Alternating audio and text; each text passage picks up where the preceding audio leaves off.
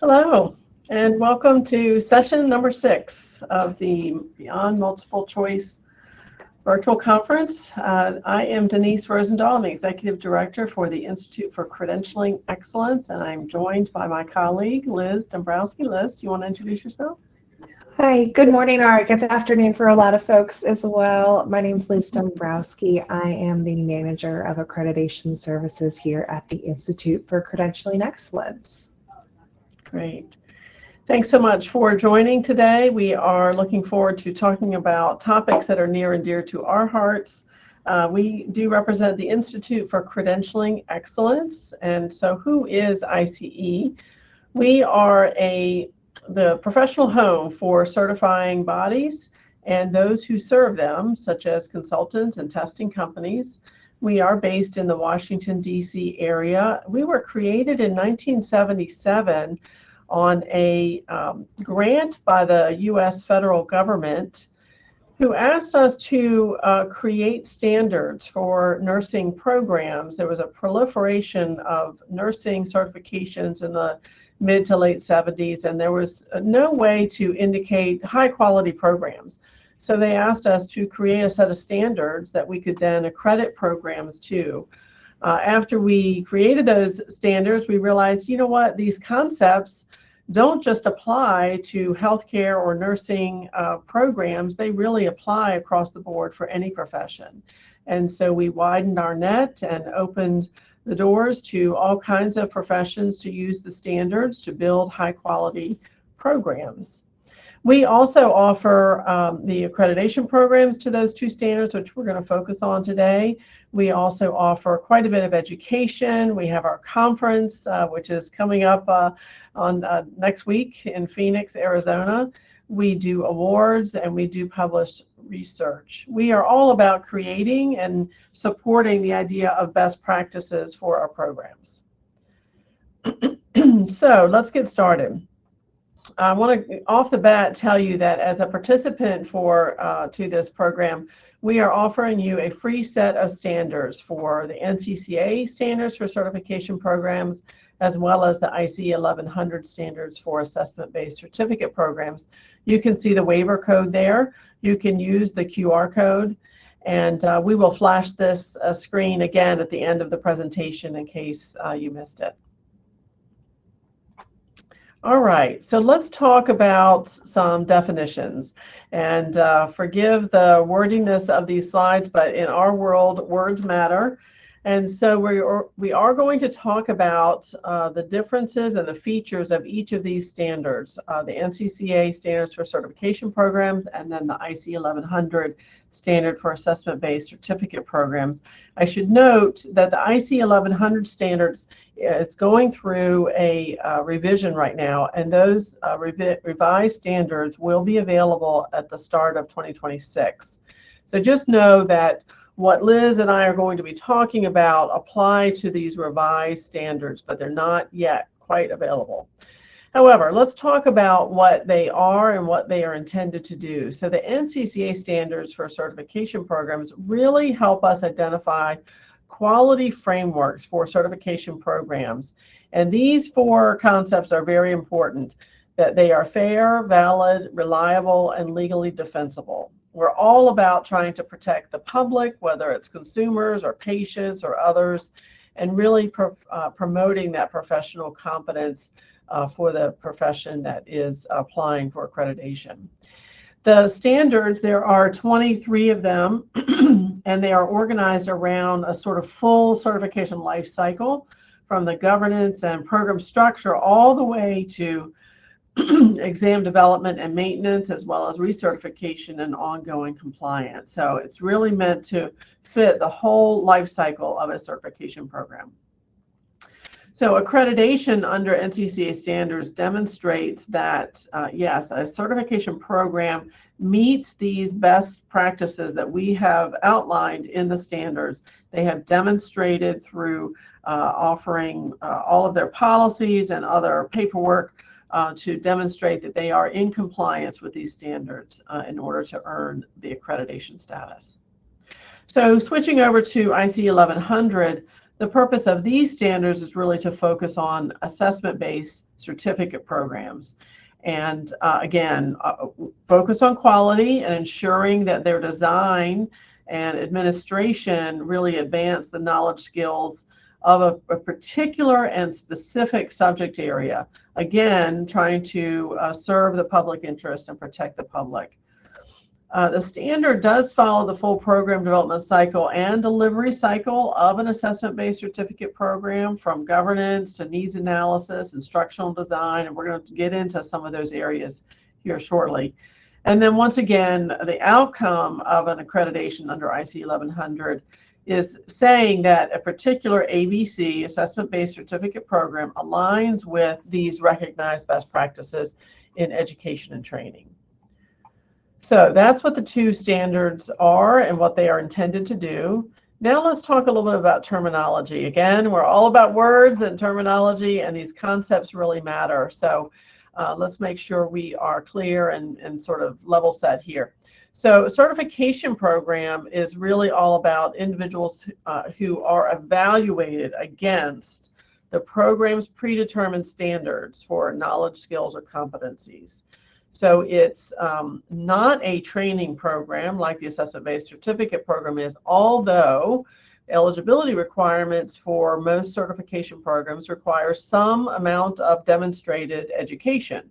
But it's not a requirement that they take a specific course or a specific outline of education, rather that they can get that education anywhere. But the important thing is that they are able to demonstrate that they can meet those standards set out by the profession by completing an assessment or some other type of demonstration. It might be performance testing exam or some other type of, there's all kinds of different assessments. So it is a time-limited credential, meaning it's good for 3 years, 5 years, whatever the program has decided makes sense for the particular certification. And then there is a recertification element to the program, so that they must maintain continued competence over the course of their career. It does mean that the independence of the education and training programs are, they can come from any number of places, but this is the critical element, that it is assessing for demonstration of knowledge, skills, or competencies. It is time-bound, and that there's a recertification process. The assessment-based certificate programs are all about non-degree education and training, and this is to demonstrate that they've acquired a specific knowledge or specific skill set associated with learning outcomes, and those learning outcomes are identified in advance. And this is a process for evaluating the participants' understanding of the concepts that are provided in the course material, and that the certificate is only issued to those participants who meet the performance by passing some type of assessment, a summative assessment. So that's the clarification on terminology. You can find out more in the I.C.E. Basic Guide to Terminology on our website. All right, so I'm going to talk through just some of the differences between the two accreditations. I'm going to focus in first and foremost on the psychometric standards, but before I dive in, I have to confess, just like every other operations-based person that you probably heard at this conference, I am absolutely not a psychometrician.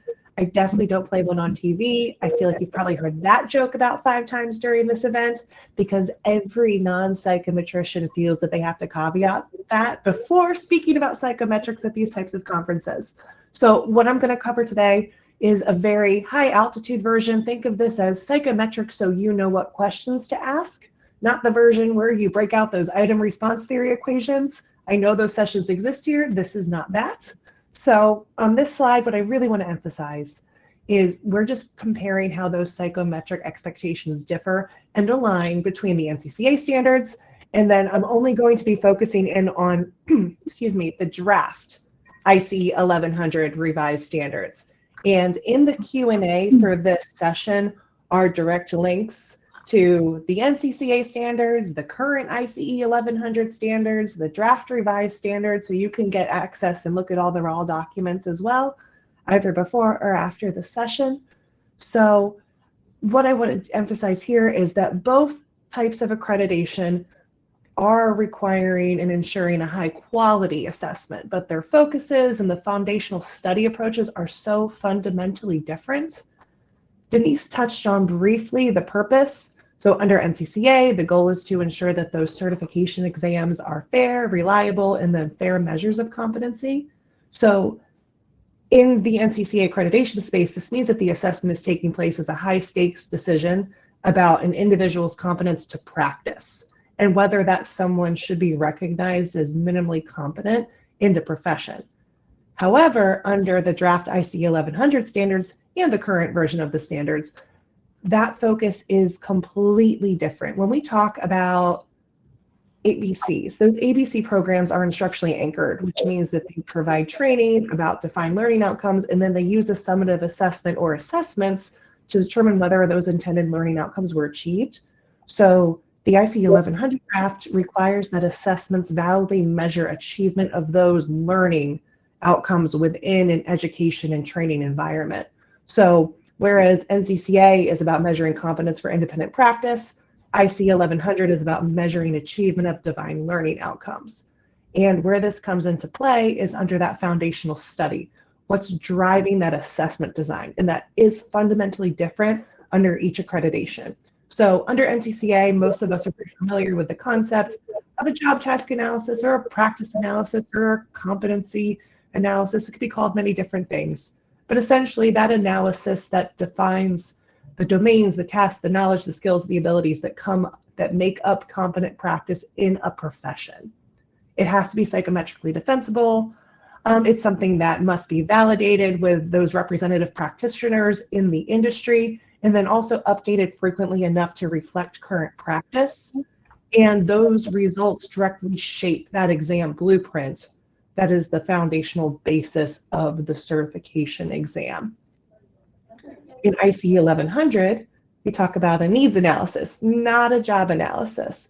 There are I.C.E. 1100 accredited programs that are using a job task analysis, and that is an important piece, but the needs analysis is the inherent driver under the standards. So that needs analysis identifies the knowledge, the skills, the abilities, the behaviors that a participant must learn in the certificate program.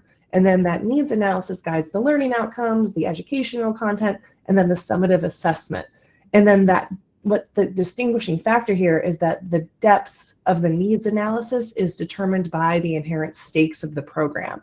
So when we talk about NCCA and certifications exams, they have to reflect the reality of current professional practice, which the NCCA deems as inherently high stakes. Whereas an ABC program reflects the curriculum and the intended learning outcomes, and that's a fundamental distinction because there can be various stakes on the ABC side from the accreditations perspective. And then finally, just a little bit about the assessment itself. So both NCCA and I.C.E. 1100, they require alignment, structure, defensible assessment development, but the way that they approach that is different and appropriate to the focus and the purposes of each type of accreditation. So on the NCCA side, we talk about psychometrically sound exam specifications and content outlines that are tied to the job task analysis and systematic item development and review. These are all probably very, very comfortable terms. But inherently, all of those processes and practices, they're creating consistency with the blueprint and control pieces for item exposure and currency and fairness. There's a really strong focus on validity and validity evidence, the scoring accuracy and form equivalence, and just standardization. And again, this goes back because under NCCA, certification exams are inherently high stakes. And there's also this part where they're independent of training. So the certification exam is testing those ability to be in the profession, independent of the training cycle. And then when we look at the I.C.E. 1100 space, as we talk about the blueprint, that summative assessment blueprint does directly need to be tied to learning outcomes, not job tasks. And the validation methods are much more varied. It needs to be appropriate to the stakes and the intended use. So what the I.C.E. defines as the stakes of the intended use drives whether or not the validation methods they are applying are appropriate under the standard. And then again, that assessment design has to be aligned to the training provided. And the maintenance cycle also varies greatly in terms of the maintenance of the assessment context. Assessment context is in relationship to the changes to the program's purpose or outcomes, not necessarily just content updates. So I guess high level, what I would say is NCCA focuses on the measurement of competence, whereas I.C.E. 1100 is all about the measurement of learning. So in practicality, when we talk about the various accreditations, we talk about certification under NCCA. The expectation is that you're treating that assessment as independent, psychometrically rigorous measure of professional competence to practice in your chosen profession.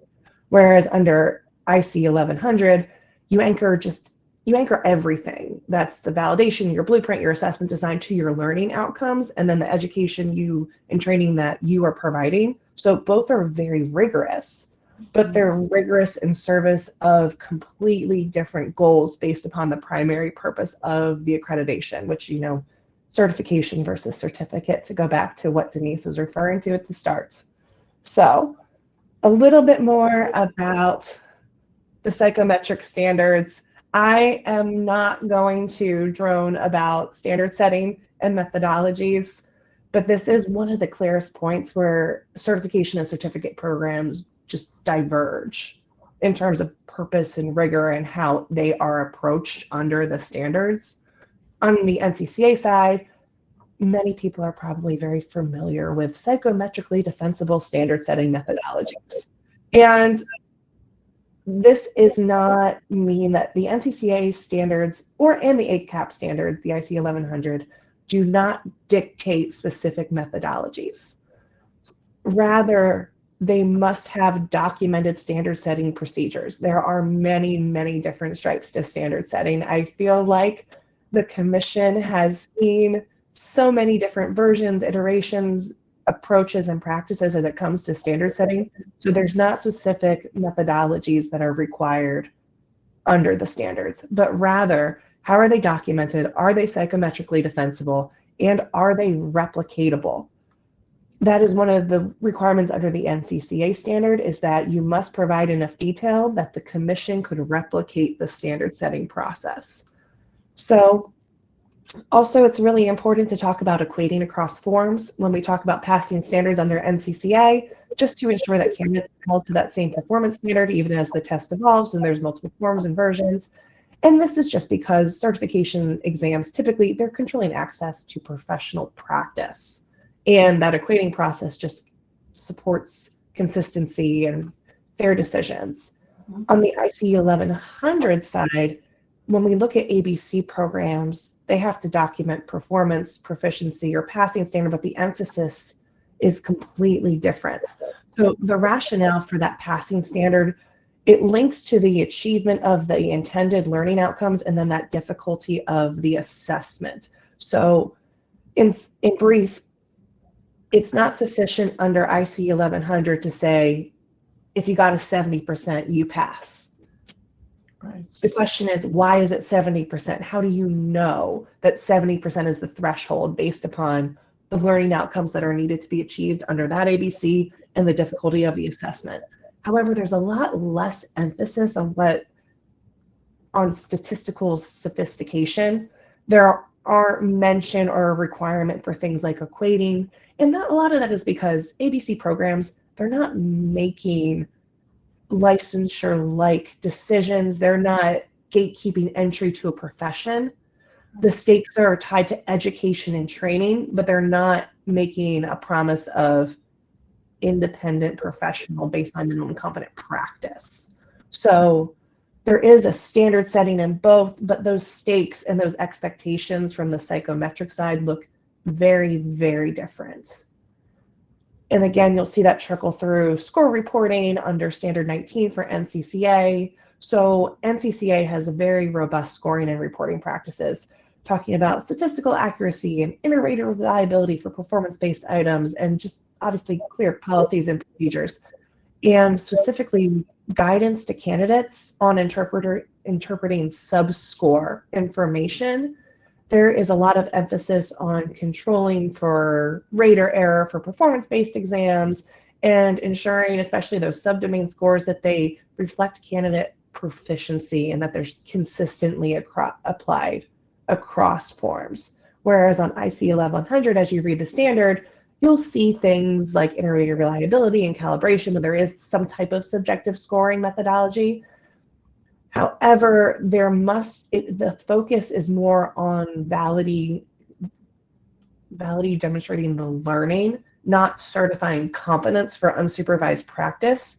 So the threshold and what the requirements are is, again, it's less psychometrically rigorous. The expectation is that candidates understand the appropriate use and interpretation of their results, and that they're given guidance on what inferences can and then cannot be drawn about how they did on the assessment, on that summative assessment. So there's scoring rigor in both, but on the NCCA side, we look a lot more, I say, deeper statistics, and all of that is coming back to because of the inherent stakes that you see on the NCCA side. And then finally, when we talk about maintenance and evaluation, and I have a few more slides about quality assurance, so I'm going to skim through this. The last category here is just how do programs know that their approach is valid and effective over time. For NCCA, there are lots of standards about just routine item level and form level analyses and just data-driven continuous improvement. And all of those analyses are about fairness and comparability and just the overall inherent defensibility of that assessment. What you see on the I.C.E. 1100 side is the concept, but it's more focused on just the nature of ABC programs. So it's talking about periodic program and assessment evaluation and that reliability and looking at the exam side, but there's also the whole piece of there's a program, there's education. There are sessions like this where you're looking at PowerPoints and that evaluation of the instructional design process and just continuous improvement that's based upon participant feedback in a way that is not seen on the NCCA side. So I.C.E. 1100, yes, of course, it's assessment performance, but it's also all the other educational pieces. So essentially on I.C.E. 1100, there is a robust quality assurance side, but that expectation is, yes, rigorous, but it's also proportionate to the educational stakes that the program has outlined. So what quality assurance looks like, again, depends upon the stakes of the program. So both sides expect evaluation, but the NCCA sides, it's inherently driven by that public protection mandate, while I.C.E. 1100 is driven by, are they meeting the instructional purpose of that ABC program? Okay. And then just really briefly to kind of get a little deeper into quality assurance. So when you do put that pattern together, you'll see that quality assurance is inherent to both programs. Now, under NCCA, it's really obvious because they have a standard called quality assurance. On the draft I.C.E. 1100, they have added a full standard about quality assurance and continuous improvement. And basically, at an operational level, both accreditations are just holistically looking at, is the program functioning the way it's supposed to be? And that supposed to be part is truly defined mostly by the certification or the certificate program. Now, NCCA requires a very formalized documented quality assurance program that ensures that the program is following whatever their inherent internal procedures or practices are around quality assurance. It's not optional. Programs must routinely monitor their operations, and this is broader than just the assessment. It's going back to all of what the NCCA standards calls essential certification decisions and functions. So that would be your candidate application process. This would be your renewal process. So throughout all the operations side and the exam side, how is your program identifying deficiencies? How are they identifying errors? And then is the program showing evidence of both corrective action? How do you fix it when it goes wrong? And then also preventative action, so you know it never happens again. And this all goes back to the NCCA's public protection mandate. Whereas when we look at it under I.C.E. 1100, that focus is on continuous improvement more than quality assurance. And that goes down to, I think the difference in tone and approach is because of the focus on instructional design and the way that people think about the instructional design process. And that means that we're considering not only the program design and the delivery and the assessment, but then also the participant experience. So the expectation here is that providers, ABC providers, must periodically collect data on the learning outcomes, on the program effectiveness, on instructor quality, and then how are they using that data to make informed decisions about improvements, whether or not to leave something the same. And whereas under NCCA, it's a little more rigorous in terms of regimented, on the ABC side, it's more about what is the approach to data and that improvement process. On some things, there may be an annual expectation, but for other I.C.E. 1100, those ACAP accredited programs, that continuous improvement process may stretch out over a longer time duration because of the inherent nature and stakes of the program. I would say also, just to touch a little bit on the monitoring side, the NCCA side is more heavily focused, again, because of the stakes, on just error detection.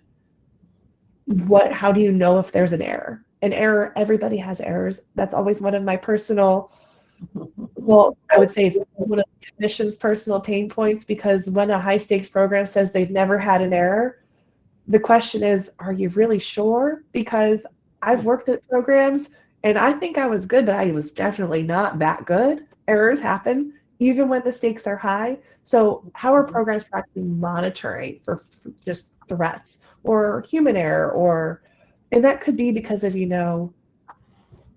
those scary things like performance-based exam, performance anomalies or scoring errors, but it also could just be procedural lapses. Your internal staff training didn't quite happen the way it should have.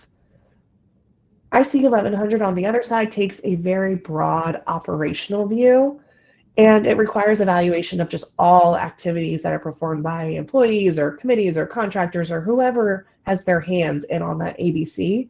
And the emphasis is on, again, documenting deficiencies and implementing corrected procedures. But then also it comes back to that inherent idea of how do you know that your program continues to meet its stated purpose and learning outcomes? And then how are you evolving over time? So in essence, the framework here is that there is, yes, a structured quality assurance process, but the focus, again, differs because of that different stakes, the different stokes, the different expectations of just what the rigor looks like. And then just lastly here, for quality assurance, there is a lot more focus on just consistency and policy compliance, and then evaluation there is just about assuring that the certification process is being carried out however those policies require. Again, going back to fairness and integrity and consistency. And under the draft I.C.E. 1100 standards, that process is broader, more instructional. So there is that assessment review, and we would have to talk about it because the assessment is such an inherent piece, especially under the NCCA standards, monitoring of the exam side. And the I.C.E. 1100 does require a periodic review of the summative assessment, but that's less about the psychometric piece and more about instructional alignment. And just in the end, there must be that improvement loop, but for inherently different reasons. So when we talk about continuous improvement on NCCA, it emphasizes just preventative and corrective action and periodic audits. Basically, if something isn't working, how are you documenting it? How are you fixing it? How are you moving forward? Whereas I.C.E. 1100 talks about continuous refinement. And that's it's not saying that there's an inherent problem, there's just an opportunity for improvement.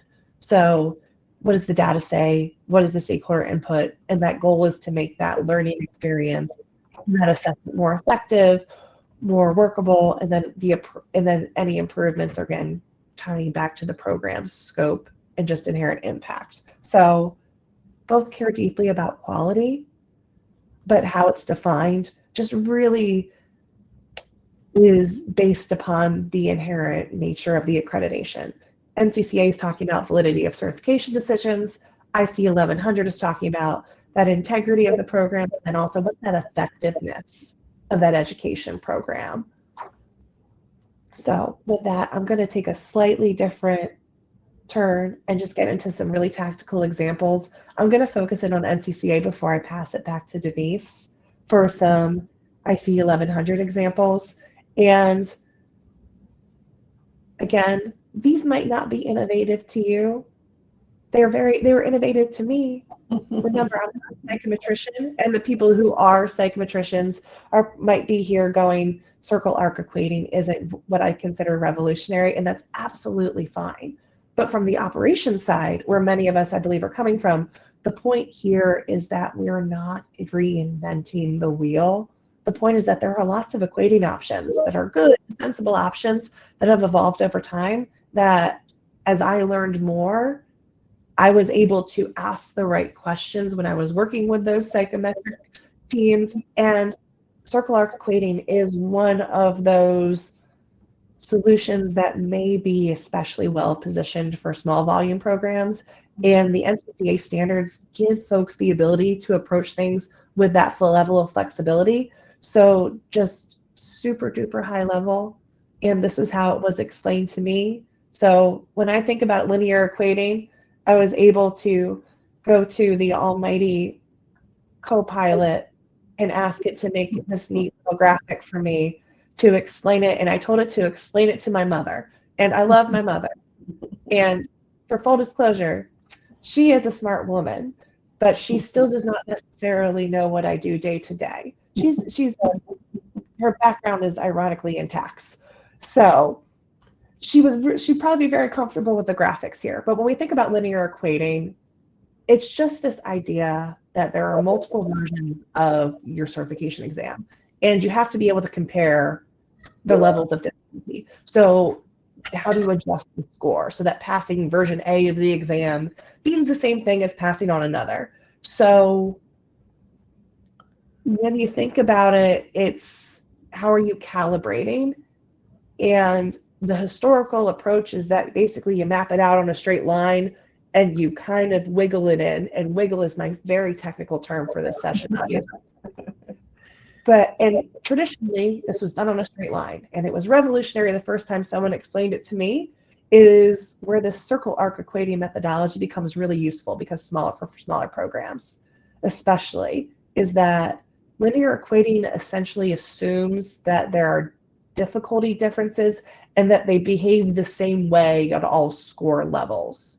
But that's not necessarily true with a limited sample size or limited test forms.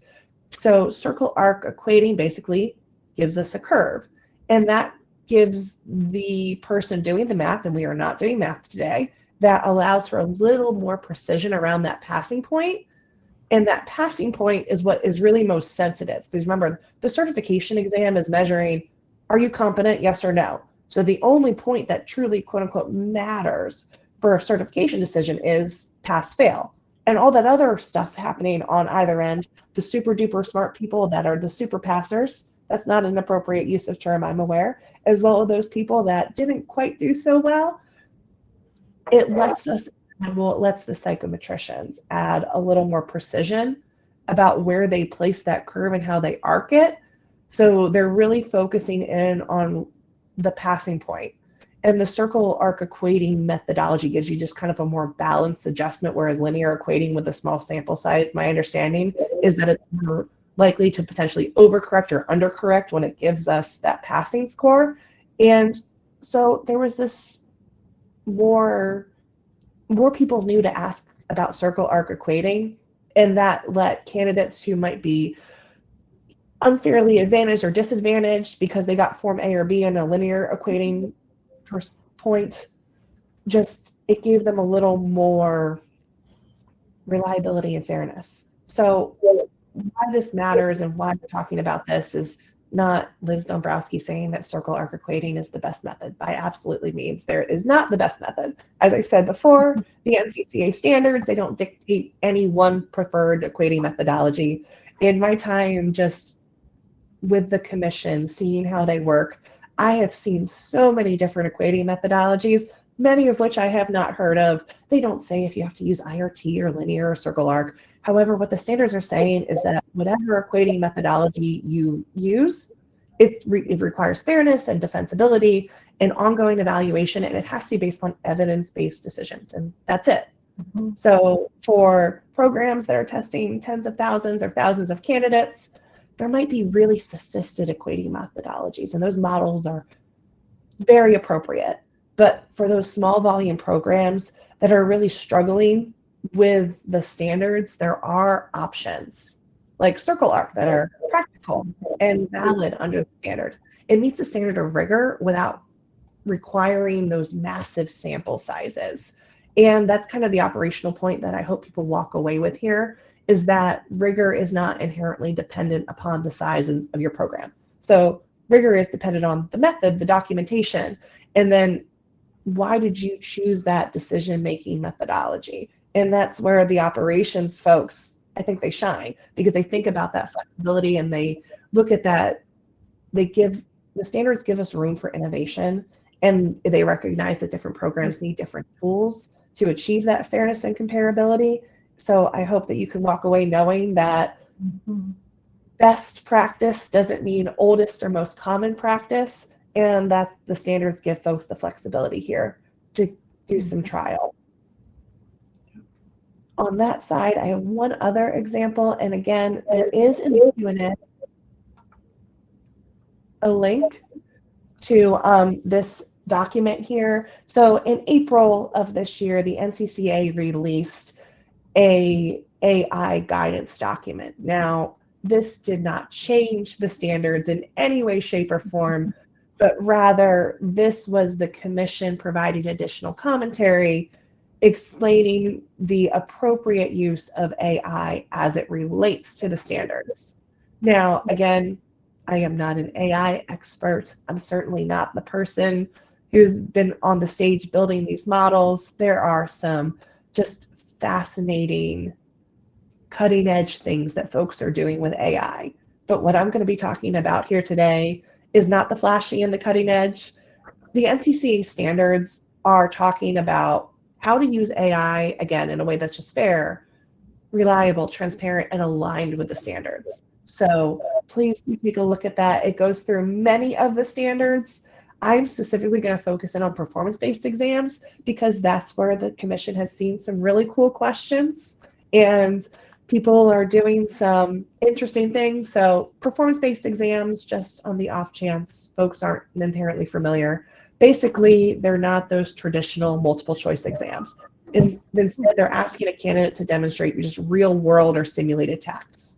They're asking, in the healthcare side, someone to simulate a patient interaction or to code something or troubleshoot, and there's a scenario. It could be, hands-on repair or hands-on just any type of task that isn't going to be necessarily an ABCD type answer. So in the accreditation space under NCCA, those performance-based exams give programs the opportunity to just have a really authentic demonstration of competence. But the challenge for performance-based exams is they're labor intensive, they're expensive, and sometimes there might be an inherent challenge with just inconsistency of scoring because a person has to score them. And people are people, and sometimes that happens. So why is AI just innovation? So I would say that the NCCA standards, if you walk away with one thing about AI is a supporting tool for the humans making the decisions. And AI can do a lot of really great things when it comes to performance-based exams. It can analyze the audio or the video or the data log or however it is that you are taking that person's exam information a heck of a lot faster than you and me. It can look for patterns, good patterns or bad patterns or problematic ones. It can flag those scoring inconsistencies or abnormalities for timing or anything that's an unusual performance trend a lot faster than those people. And it can improve efficiency for getting people back their exam results faster. And what has been really fun to see is just some programs are doing some interesting things with just what I've seen commissioners call bias detection. And that's just something that people cannot realistically do at the scale and the rate of some of these larger models. So there's a lot of fun things that could be considered for performance-based exams. I do want to emphasize that human oversight under the standards remains mandatory. Mm-hmm. So what I would say is that as you go through the AI guidance, just remember AI may assist in the development, admin, or scoring, but they can never independently. So the AI God cannot independently determine whether or not someone passes or fails a certification exam. There must be a human review somewhere in that place to explain the why that decision was made, and then validate that the AI output must align with just the intended interpretation. Now, and then that program has to have a way to just monitor for bias or drift, and they have to provide that documentation of how was the model used, how was it validated, and then how is it monitored over time. So from an operational perspective, this is really meaningful because, as I said a little earlier, for performance-based exams, a lot of this was only practical for large programs with large budgets. And there are some inherent just new opportunities here that makes them scalable for programs that don't have hundreds of raters or massive candidate volume. And that lets the humans spend their time on those meaningful reviews. Mm-hmm. And it can improve reliability from what the commission has seen a little bit. So again, this is probably not what I call mind-blowing technology to those of you that are deep in AI, but for certification programs, especially those smaller programs that are trying to just innovate responsibly, the AI guidance document really opens up the door for just higher quality performance-based assessments, again, without losing that sight of rigor. So I'd encourage you to take a look at the guidance document. I know there's some exciting things that Denise is going to talk through, though, on the I.C.E. 1100 side. Great. Oh, I skipped my last one. But I'm also looking at my time. So I do want to talk, I'll take 30 seconds and I'll pass it over. So I do want to talk about recertification models. So recertification is one of those things that's near and dear to my personal heart before I even started working with the commission. And it's because once upon a time when I started, it was all about measuring butt and seat time. And you have to define how someone is competent over time. And the easiest mechanism that we had historically is, did they go to the conference? Did they have their butt in the seat? Mm-hmm. And that is a completely valid measurement for certain situations. But there's been this great movement that I think is really benefiting the professions, where we've moved just beyond counting hours of recertification, just verifying those outcomes. So there's a lot of good resources out there that we've seen, and this is beyond just what's inside the standards. The standards grant the flexibility where you see programs that are looking at work portfolios, you see programs that are doing some type of assessment for recertification that is flagging those gaps in competency. And the whole point is giving people just flexible, meaningful ways to demonstrate either their continued competency or their ongoing or growing competency, and this benefits the profession. So the standard is that you must have a mechanism for demonstrating continued or ongoing competency. There's a lot of flexibility in how that's defined, and there's a lot of just good innovation out there of how we can get beyond measuring butt and seat. But I'm also knowing I'm over time, and I'm sorry. Liz, could I just comment on recertification innovation for a second? Oh, yes. I.C.E. released the Future of Credentialing paper. It's on our website.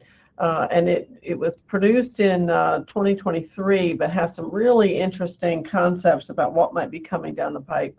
And we are definitely starting to see some of these things come to fruition. So for example, on recertification, there's a lot of talk about wearable technology that could be applied in the workplace to monitor performance. Let's just say, for example, the great example I've always heard is a tree trimmer who is in the field working on a tree could wear a wearable element in their hat to measure how far they are from the tree. Is it in the safe zone? How often do they respect that zone or not? And so it's really interesting from an innovation standpoint where folks are thinking about how wearable technology might enhance ongoing data collection for the purpose of evaluating competence in the field.